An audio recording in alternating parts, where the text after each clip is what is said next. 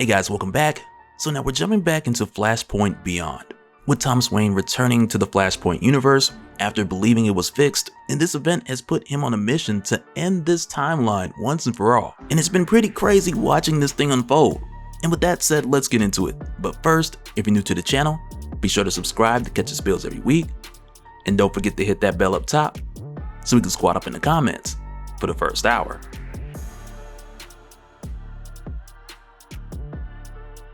Alright, so initially when we jump back in, we pick up with Thomas Wayne, who's made his way back to Gotham after realizing that he was misled in his pursuit for Aquaman, with Thomas Wayne believing at the time that Aquaman had Barry Allen killed. But like we'd seen with Thomas returning to Gotham, with him also being informed while he was away about his casino being bombed, and for him it's the coincidence of being led out of town, out of Gotham during the time of this casino attack, and it has him thinking that it was someone's plan to intentionally lure him away. And it's here we find Thomas looking at a board that's titled Time Traveler Murders, because while Thomas was out of the country going after Aquaman, there were 3 additional murders committed by the Clockwork Killer, who we had heard about briefly in issue 0, when we had seen the Barry Allen of this timeline doing forensics on the case. But now with these 3 additional murders that have occurred since Thomas Wayne was out of town, he's starting to realize that there was a connection. And he points out that all these people are like Barry Allen, because back on Prime Earth, each of these victims had a power that could affect time. And with Thomas seeing this, it just feeds more into the idea that someone's trying to keep this world the way that it is. But on top of Thomas thinking this, he also thinks to himself that Prime Earth Bruce,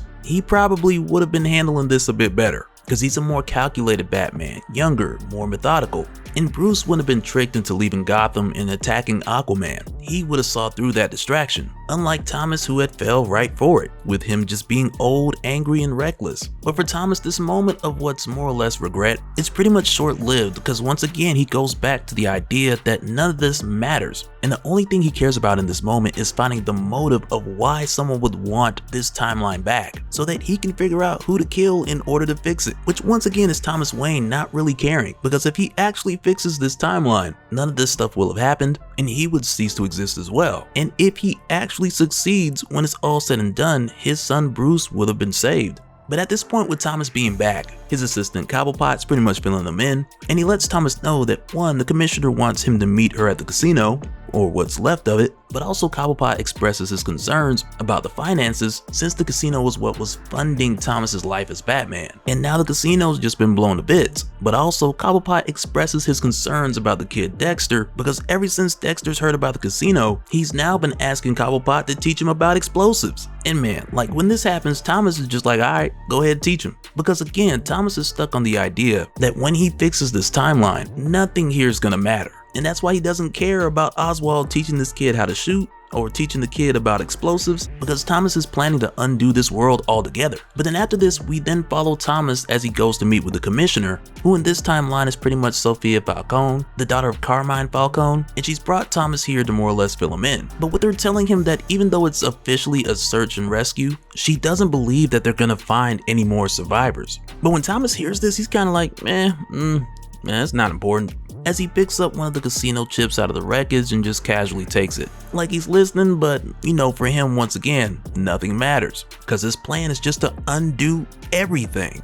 But while he's here, the commissioner then goes on to fill him in, telling Thomas that there's this Arkham inmate by the name of Roger Hayden, who goes by the name of Psycho Pirate. And the guy's just going on, saying he came to Hyper Time to take refuge from a dark crisis, and he's talking about how Bruce Wayne is supposed to be Batman. And when Thomas hears this, he puts on a front like, okay, well this guy, he's just talking nonsense. But really for Thomas, this is the best news that he's gotten in a while. Because for Roger Hayden, whenever there's a crisis event and the universe is reset or rebooted, he remembers everything from the previous reality. And what we come to find out at this point as we see Thomas Wayne make his way to Arkham is that not only has Thomas Wayne already seen Roger Hayden's file, but also within that file, the doctors have pretty much written this dude off as crazy, with Hayden saying that someone's trying to reshape the world and talking about the different crises, and the doctors truly believe that he's suffering from paranoia and grandiose delusions. And Thomas Wayne even thinks at this point, since Hayden has watched the world be reshaped so many times or rewritten so many times, that it's possible that his mind had just snapped. But also with the whole case of Roger Hayden being here, Thomas knows that he didn't bring Hayden here, and whoever did, they just drugged him and left him at Arkham's doorstep. and possibly with the intention of them wanting Thomas to find Hayden here, which is precisely what happens, but only for Thomas to find Hayden dead and done in a way to clearly make it look like it was a suicide. But even with this being the case, Thomas finds a number of clues just written on the wall, which Hayden had wrote during the time that he was in here, talking about Bruce's Batman, Infinite Crisis. Then along with the list of flashes, you have Alan, West, Garrick, and also Judy Garrick, as well as a part that reads, "I don't think I'm the real Roger Hayden." And for Thomas, when he sees this, like, okay, for one, he's not really sure how much of Hayden's mind is intact, or was intact, in order to say how much of this information is valid. Because with him seeing the name Judy Garrick, he's like, okay, who is that? But then also with Hayden writing on the wall, "I don't believe I'm the real Roger Hayden," this caused Thomas to walk out of that room with more questions than he had when he walked in. But as he's making his way out, he runs into Gilda Dent, who, like we'd seen in issue 0, she's just a couple doors down from Hayden. But she stops Thomas in his tracks when she asks him, "Why do you have my boy?" And this is something she knows because Roger Hayden told her. Which in a way, it's almost like it's confirming that the writings on the wall that Hayden had left before he was killed, that he knew what he was writing. But then it's also here where Gilda tells Thomas that she doesn't understand how her husband Harvey didn't see it, because she looks him straight in the eye and she tells him, "You're Thomas Wayne," which is something she's known for quite some time. But also in this moment for Gilda, this is her finally getting what she wanted, because like we'd seen in issue 0, when Judge Dent stormed into his office talking about how his wife went mad and how she'll only talk to Thomas Wayne, and I imagine since that time she'd wanted to tell Thomas how much she'd figured out, and her knowing that he's Batman for some time now. But because things have changed drastically from that moment, when she finally gets to see Thomas, she's asking about her son. But when she does, and she asks Thomas, like, "How is Dexter? Is Dexter okay?" And he tells her, well, the kid watched a harpoon go through his father's chest. And with the way he says it, it's kind of like, bruh, like, the kid is not okay.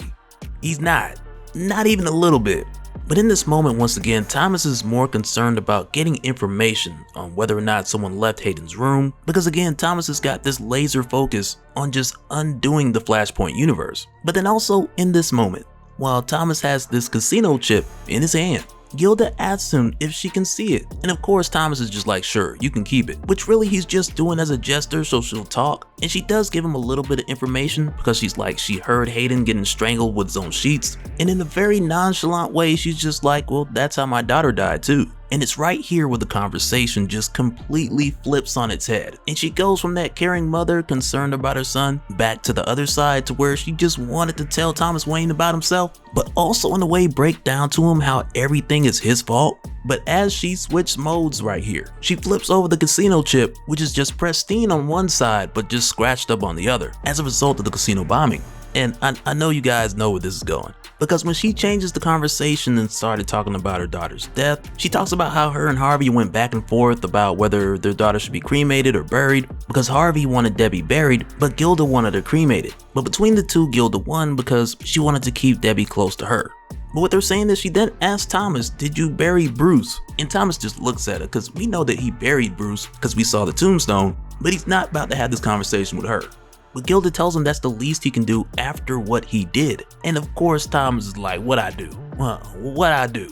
But as Gilda starts to break this down for Thomas, as he looks through this window, he sees his wife Martha, as if it's her talking to him and not Gilda. And it's here where she begins to tell Thomas what he did, with saying that it started with his wife well before the death of his son Bruce, whether it was Thomas drinking or him sleeping around, but for years he made her feel as if she didn't matter. And Gilda goes on to tell Thomas that he treats everyone that way, but not just Martha, but also Harvey, herself, and she's sure that he's treating Dexter that way. But in addition to that, she tells him that she's sure that he also treated Bruce that way. And right then Thomas is like, yeah, he's heard enough, and he just punches the glass. But then Gilda, she's like, "Oh, that's all you got?" And right then she's like, "I'll do you one better." And from there she starts just smashing her face into this broken glass, which effectively in this moment gives her the Two-Face aesthetic. But this time when Thomas says it doesn't matter, it's almost like he's trying to convince himself at this point. But Gilda tells him it matters to her. The pain is real, pain matters, and sometimes it's the only thing that does.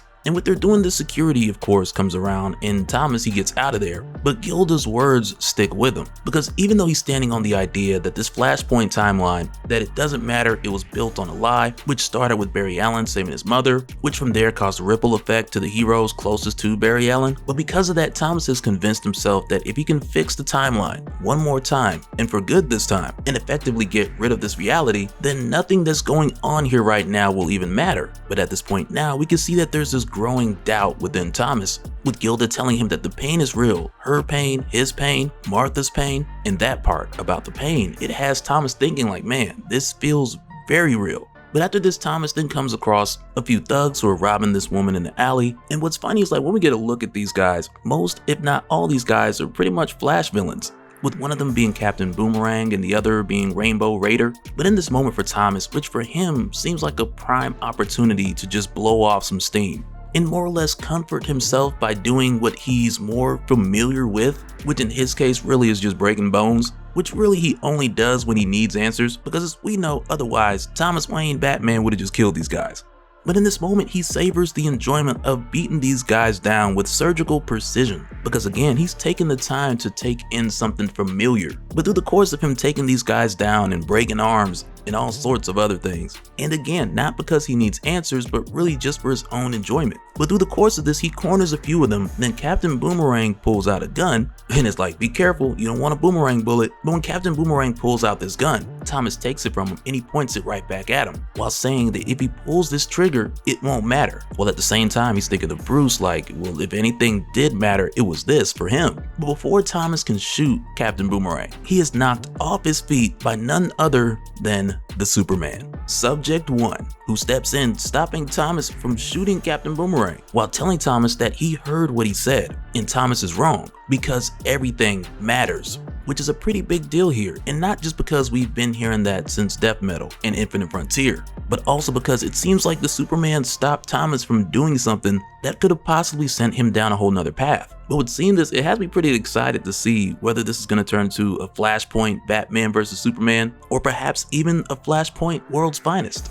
Because in this universe, to be the world's finest, the bar's pretty low.